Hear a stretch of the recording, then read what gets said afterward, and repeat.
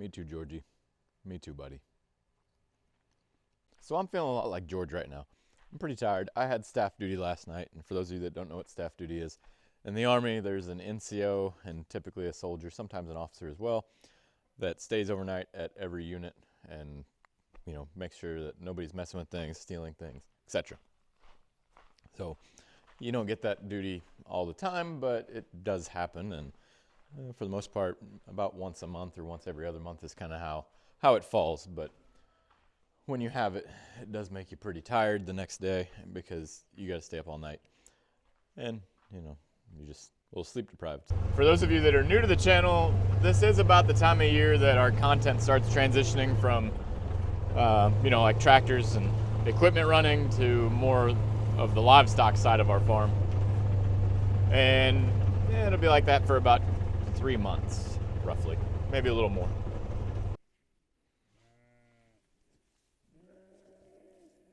Just thinking about it. They typically don't let me get, you know, in their face. So we've been doing rotational grazing with these guys for 3 years, over 3 years actually, about 3.5 now. And it really does make a huge difference in their parasites. We haven't really dewormed, well actually we haven't dewormed the entire flock in over 3.5 years now.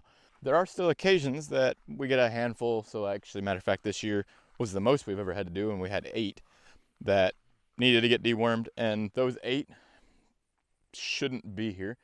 They're gonna go with the rams whenever they leave here, and they're old. They should have been cold back in spring, and for whatever reason, I don't know why I didn't tag them. So we have these yellow tags we put in their ears to signal that, hey, you know, whenever we sort everybody off, yellow and red never stay.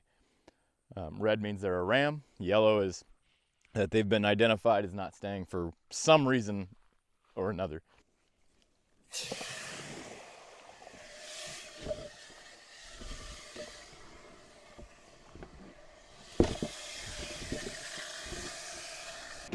This is their trough. We put all their minerals in it.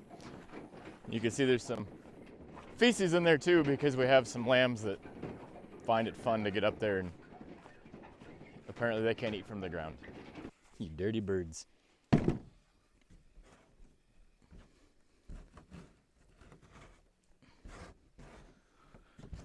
Yeah, I'm picking some poo out of their mineral trough.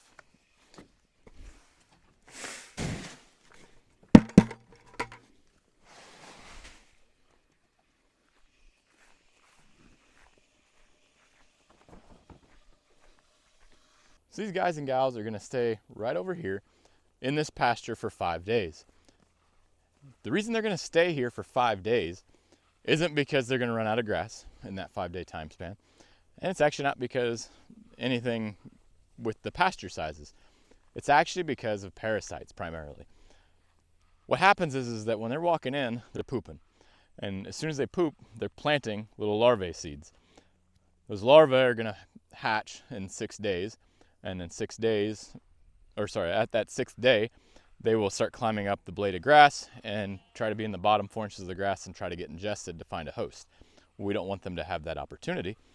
So what we do is we've sized our pastures for our 350 herd, or 350 head flock that we're going to grow to with sheep. We've realized that even with 350 head, these pastures are just too big. Our grasses have really turned around being managed with rotational grazing, and this year is actually the first year we've ever even put fertilizer on these pastures. We did do some lime a couple years ago, but they're really not hurting for lime. So it's not a nutrient thing. It's just simply that we've improved the pasture more than we expected, and when we started there wasn't really a definitive answer for our area. We're figuring that out, and we just unfortunately made pastures that were a little too big. Not a big deal. They do like to stay near each other when they're eating, it seems, but that's cool. They've got plenty of space. They can be close to each other. They can be under these trees for cover. Most of our paddocks do have that cover, but not all of them. So that's something we do need to work on. This is the pasture that they've been in for the past 5 days, and I don't think the camera's going to pick it up well, but there's a couple of spots that are lower than 4 inches. And typically they're on this terrace, like this one that you see right here in front of me. That's because we cut hay off of this pasture. Yeah, you heard me right. The sheep have rotated through these pastures 4 times already this year. Not only did they do that, but to top it all off, we cut hay off of it. This specific pasture, I'd have to look, but I think it made 2 bales just off of this side right here alone. And you can see this dip right here. That dip, we don't go on the other side of it with the mower, mainly because the other side of that, as it starts going up the hill, it just has a lot of rocks that are in random places. And it also has a lot of holes from stumps from when this land was cleared originally. I don't know how long ago, a long, long time ago. So we just don't bother on that side of it. So the problem with not being able to cut it for hay and not having enough sheep to eat it all down is I have to do something with it, because if I don't, undesirable plants such as sagegrass, they get a chance to grow and then seed out and then spread and spread and spread. We don't want that. I can't spray for sagegrass because it's a grass. And if I spray for it and kill it, it's going to kill all my other grasses, and I don't want to do that. So we think that multi-species grazing is going to help us, because cattle will eat sagegrass. Not their favorite food, I get it, and it's also not their favorite food, especially once it's dried out. But they will eat it. So when it's still green and growing, they eat it like crazy.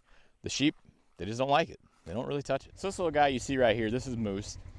And Moose is a Jersey calf. He's actually a H2A registered Jersey calf, Jersey bull calf as a matter of fact.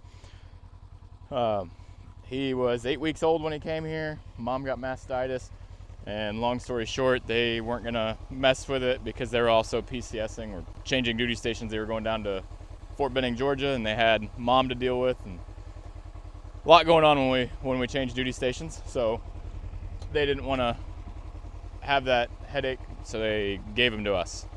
And for free, I was like, you know what? I'll feed them. I know they don't grow as quick. I also know that I need to cut him because we tried to sell them and nobody's interested around here.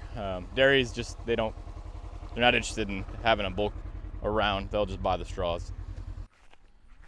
Now the really cool thing about this, we are bringing in some revenue by leasing our pasture, right?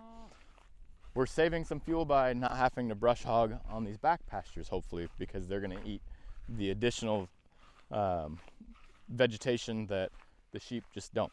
Now, yeah, we're probably gonna have to brush hog maybe a little bit where it's just a junk weed or whatever.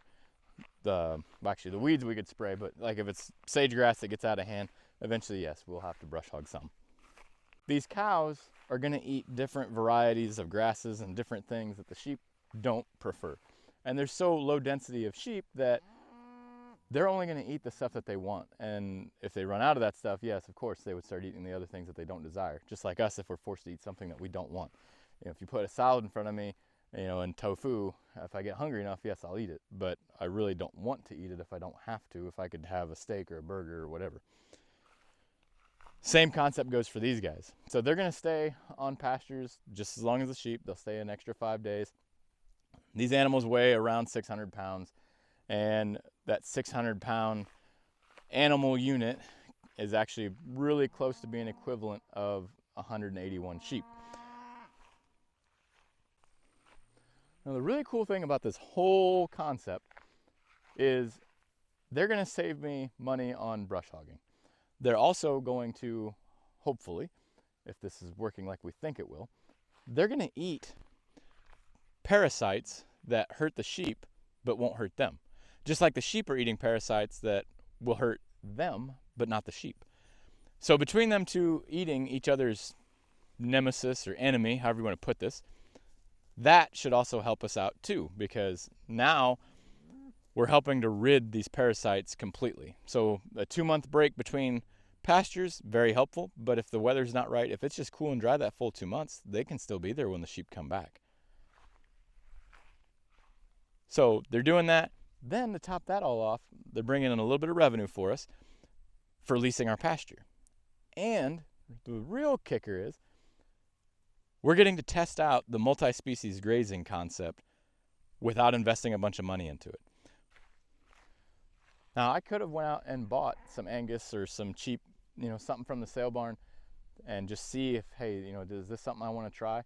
But then I have to, fatten them up and make some money off of them before I send them back to the sale barn or wherever I got them from, or butcher.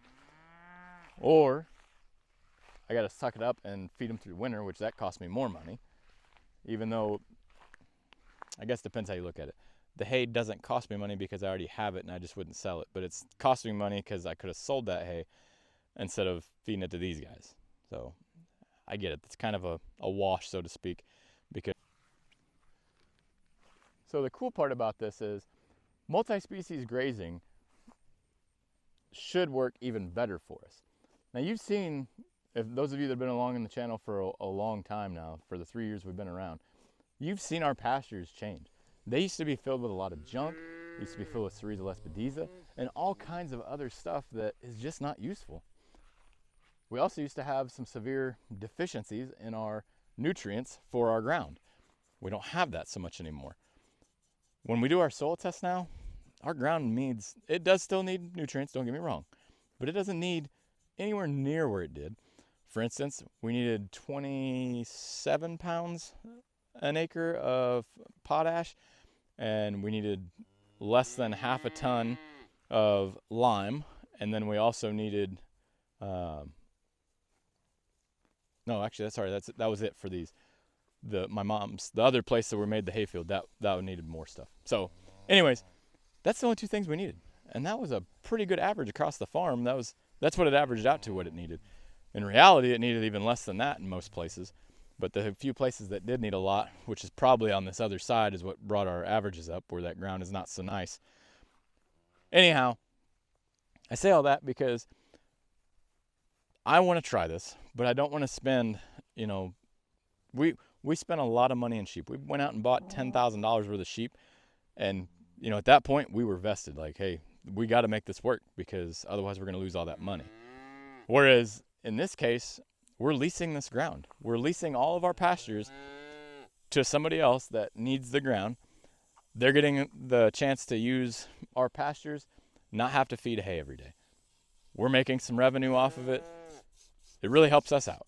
It also helps us in the fact that I'm going to save some money on brush hogging because our pastures were designed for 350 sheep, and between the animal units of the Highlanders plus the animal units of the sheep, that is the equivalent of 350 head of sheep grazing this ground.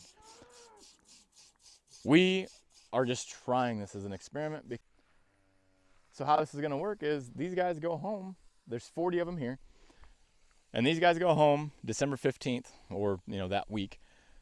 They go home, they come back in March 15th or March 30th, somewhere in that time frame when we open our pastures back up. Just depends on the weather. It really helps us out in that aspect because I'm not carrying anything through the winter. I have no money investment in this. They come over and they're checking on their animals, making sure that nothing looks off or weird with them. I got one sneaking up on me because they're curious about me still. And they're actually pretty gentle. Highlanders they're pretty docile. They're not too bad.